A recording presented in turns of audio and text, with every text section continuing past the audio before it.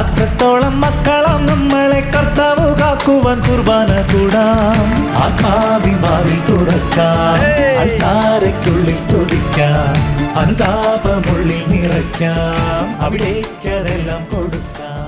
അവസാനം അതങ്ങ് ഒത്തു. എങ്ങനുണ്ട്? കൊള്ളാവോ? അതിന് ഞാനിത് വരച്ചല്ലേ തുടക്കുമായിരുന്നു. ഇതേ എന്റെ കെട്ടിയോന്റെ വല്യപ്പച്ചന ഈനാശു പേര് പോലെ എന്നെ ജീവിച്ചിരുന്നപ്പോ എന്തോ നാശമാരെന്ന് അറിയാമോ? എന്നെ മിന്നി കെട്ടി ഇങ്ങോട്ട് കൊണ്ടുവന്നപ്പോ മുതൽ അയാൾ പറയുന്നതാ LCA ഇവിടെ മൊത്തം തൂത്ത് തുടക്കണമെന്ന്. അന്ന് മുതൽ ഞാൻ തുടപ്പ. ഇനി തുടച്ച് ഈ കണ്ണും കൂടി ഉള്ളു പോകാൻ. ശങ്കരോ, അത് കൊള്ളാം. നീ ജോലി ചെയ്യാൻ വന്നാണെങ്കിൽ നീ ജോലി ചെയ്യണം. എടാ, നീ തെങ്ങിന് തടവെടുക്കാൻ വന്നാ നീ തടവെടുക്കണം. നീ എന്തോ അവിടെ നിന്നോണ്ട് അടവെടുക്കുന്നത്? ഞാൻ എന്റെ തനി കുളം നീ എടുപ്പിക്കരുത്, ഞാൻ പറഞ്ഞേക്കാം കേട്ടോ. ആഹാ, പറഞ്ഞപ്പോ ശരിക്കാണോ ചെയ്യുന്നത്?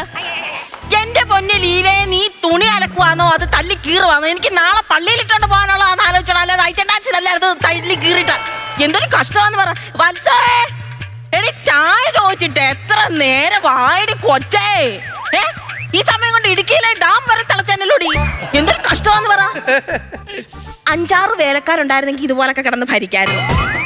പക്ഷെ അത് ഞാൻ സമ്മതിക്കത്തില്ല. എന്റെ കെട്ടിയോ നിങ്ങൾക്ക് അറിയായിരിക്കും, ഊളവിളയിൽ ഊറാച്ചൻ തന്നെ ഊളത്തരവാ. അരിപ്പനെന്ന് പറഞ്ഞു കഴിഞ്ഞാൽ എന്തോ അരിപ്പനാന്നറിയാവോ? സ്വന്തം മക്കൾക്ക് പോലും ഒന്നും കൊടുക്കത്തില്ല, എല്ലാം കെട്ടിപ്പൊതിഞ്ഞ് വെച്ചേക്കുവാ. എത്ര നാളായെന്നറിയാവോ എന്നെ പോലും കെട്ടിപ്പിടിച്ചിട്ട്?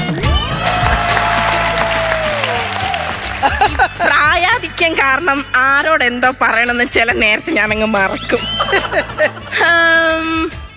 വരുന്നുണ്ട്, ഈ വീട്ടിലെ മോപ്പ് വരുന്നുണ്ട്.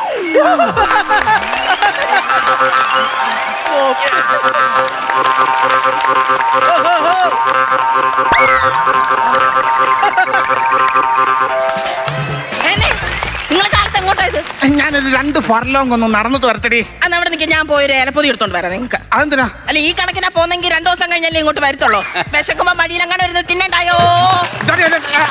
അയ്യോ, ഇങ്ങനെ നോക്കിക്കേ, ആകാശത്തിരുന്ന് വിമാനത്തിന്റെ താഴോട്ട് നോക്കുമ്പോ മേഘം കാണുന്നവല്ല ഇവിടെ ഉച്ചക്കെട്ട് കാണുന്നത്.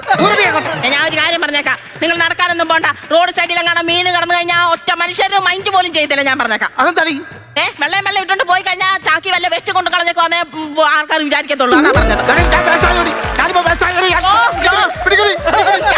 പണിക്ക് നിങ്ങൾ പോന്നേക്കോന്ന് അവിടെ ഇന്നൊരു കാര്യം പറയട്ടെ.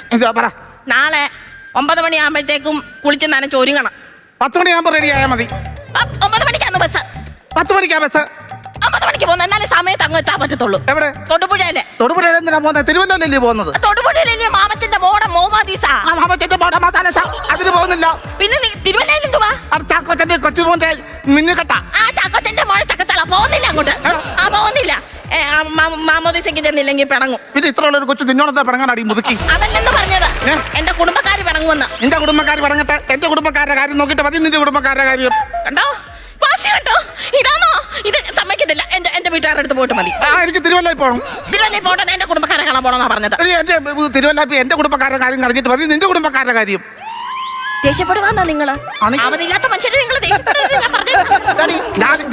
ഞാൻ തിരുവല്ല പോകുമ്പോ നീ എന്റെ കൂടത്തിൽ വരണം. ഞാൻ വരുന്നില്ല, നിങ്ങൾ ഒറ്റയ്ക്ക് അങ്ങോട്ട് പോയാൽ മതി.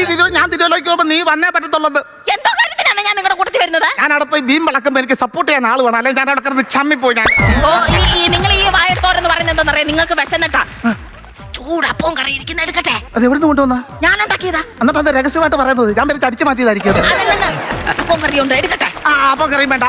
എനിക്ക് ആ ചട്ടിക്കകത്ത് ഇച്ചിരി പഴഞ്ഞി ചോറിട്ട് ഇന്നലത്തെ ചക്കയും ഇന്നലത്തെ കാന്താരി ഇന്നലത്തെ തൈരും ഇന്നലത്തെ ഉണക്കമീൻ ഇന്നലത്തെ പപ്പടവും എല്ലാം വാരിക്കുട്ടി ഇളക്കി ഒരു പിടിയൊക്കെ പിടിക്കണം. എന്തൊരു രസമാണെന്നറിയാമോ? ഓ, എനിക്കും പക്ഷേ അരിത്താവി പോലായില്ല അവരെയൊക്കെ കൊതിവെള്ളം കയറിയിട്ട്. കഷ്ടമാന്ന് ഡോക്ടർ പറഞ്ഞിട്ടുണ്ട്, തണുപ്പ് നിങ്ങളുടെ 7 അയില തണുപ്പിക്കരുതെന്ന്. ഡോക്ടർ പറഞ്ഞ് തണുപ്പ് ഉപയോഗിക്കില്ലെന്ന്. എന്ന് കയറിയപ്പോ ഡോക്ടർ ഇരിക്കുന്ന AC-ക്കകത്ത്, പിന്നെ എന്നെ കൂട്ടിട്ട് ഐസിനകത്ത്. അവിടെയൊക്കെ തണുപ്പില്ലായിരുന്നോ? ഓ, ശ്വാസോച്ഛ്വാസ തടസ്സമാണത്. എനിക്ക് ഒരു തടസ്സവും ഇല്ല. ഓ വേണ്ടേ, ജോസൂട്ടി വിളിച്ചായിരുന്നു. എന്തിനെ? അതെ, തൊടുപുഴയിൽ 5 ഏക്കർ കൈതത്തോട്ടം ഇല്ലയോ, അതിന്റെ വിളവ് അവന് കൊടുക്കാവോന്ന് ചോദിച്ചു. അവൻ കൂടുതൽ വെളച്ചിലെടുക്കലെന്ന് പറ. അപ്പനായ നിങ്ങൾ വേണ്ട എന്തെങ്കിലും കൊടുക്കാനെ കൊണ്ട്. ഞാൻ അവന്റെ അരത്തോർത്ത് കൊടുക്കാം. അത് കൊടുത്തോണ്ട് അവൻ ആ കൈതത്തോട്ടത്തിൽ കിടന്ന് നടക്കാൻ പറ. അവന്റെ ആ ചൊറിച്ചിലൊക്കെ നിൽക്കും അങ്ങോട്ട്. ഒറ്റ ഒരു വക ഞാൻ കൊടുക്കത്തില്ല. പിടിക്കണേ പോ അങ്ങോട്ട്. പിന്നെ പിള്ളേർക്ക് കൊടുക്കാനൊക്കെ ഒറ്റ പക്കക്ക് ഒരു വക ഞാൻ കൊടുക്കത്തില്ല, കംപ്ലീറ്റ് ഞാൻ ഉണ്ടാക്കി വെച്ചാടിയത്. എല്ലാവർക്കും ഇരിയാനൊന്നും അറിയണ്ടല്ലോ. നിങ്ങൾ അങ്ങോട്ടോ ഇങ്ങോട്ടോ ഇറങ്ങുമ്പോഴോ കിടന്നുറങ്ങുമ്പോഴാ എനിക്ക് ഫോൺ വരുന്നത്. അതെനിക്കറിയാം, അത് ആരാന്ന് ഞാൻ ഇങ്ങനെ പലപ്പോഴും ഇങ്ങനെ ആലോചിക്കുന്നത്. ആരാണ് വിളിക്കുന്നത്? കുഞ്ഞായി പറഞ്ഞു കഴിഞ്ഞാൽ ഞാൻ എന്റെ ശരിക്കും ഞാൻ ഇടിച്ചാൻ അങ്ങ് കലക്കും കേട്ടോ. പിള്ളേർ വിളിച്ച് എന്നോടാ പരാതിയും പരാതിയും ഒക്കെ പറയുന്നത്. ഇന്നലെ തന്നെ ആ മൂത്തറക്കന്റെ മരുമോള് ഫോണിൽ കൂടെ വിളിച്ചെന്തോ കരച്ചിലായിരുന്നെന്നറിയാവോ.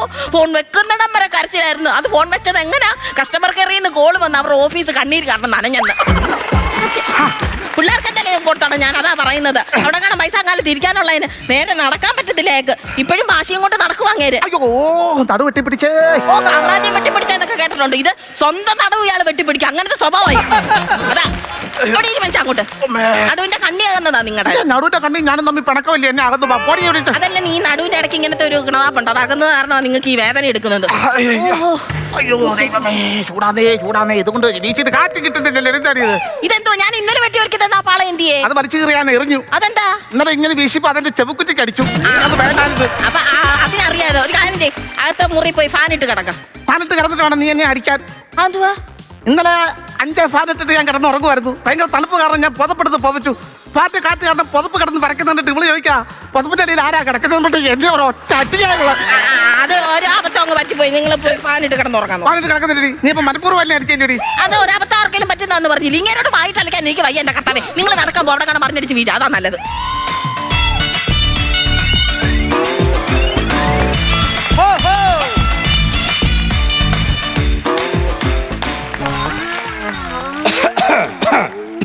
നിങ്ങളുടെ വീട്ടിൽ സ്ഥലമില്ലായിരുന്നു, അവിടെ കൊണ്ട് ചമച്ചാൻ പറയുന്നത്. ഇവിടെ കൊണ്ട് കളയുന്നത് എന്തിനാ?